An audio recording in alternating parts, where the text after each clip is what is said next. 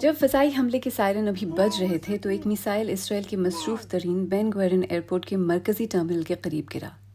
سی C T V نے اس منظر کو ریکارڈ کیا۔ اسرائیل کا ایئر ڈیفنس سسٹم اس میسائل کو کیوں نہ روک سکا، اس کی تحقیق جاری ہے۔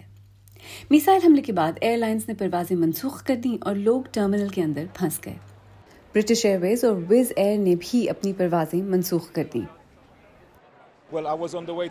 میں واپس لندن گھر جانے کے لیے ایئرپورٹ جا رہا تھا۔ انہوں نے کہا کہ ایئرپورٹ معمول پر آ چکا ہے اور میں ابھی پہنچا ہوں، چیک ان کیا، سیکیورٹی سے گزرا اور ایئر لائن نے ابھی ہمیں بتایا کہ انہوں نے پرواز منسوخ کر دی ہے۔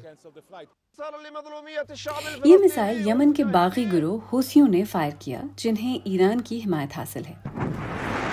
انہوں نے یہ کہتے ہوئے اسرائیل پر میسائل فائر کیا کہ چونکہ اسرائیل نے غزہ میں حماس کے خلاف جنگ جاری رکھی ہوئی ہے اور وہ غزہ میں فلسطینیوں کی حمایت کر رہے ہیں۔ غزہ میں اسرائیل کے حماس کے خلاف حملوں کو وسعت دی جا رہی ہے۔ اسرائیل کا کہنا ہے کہ صرف فوجی دباؤ ہی یرغمالیوں کی رہائی کا سبب بنے گا۔ فلسطینیوں کے لیے مشکلات کا سلسلہ جاری ہے۔ یہ 9 افراد کا جنازہ تھا جو اسرائیل کے فضائی حملے میں مارے گئے۔ مرنے والوں میں 6 خواتین اور ایک بچہ شامل ہے۔ لیکن غزہ میں ہلاکتیں صرف فضائی حملوں سے نہیں ہو رہی ہیں۔ اسرائیل نے غزہ میں انسانی امداد کے داخلے پر بھی پابندی عائد کر دی ہے۔ وہ لوگ جو بمباری سے بچ جائیں وہ شاید بھوک اور بیماری سے نہ بچ پائیں۔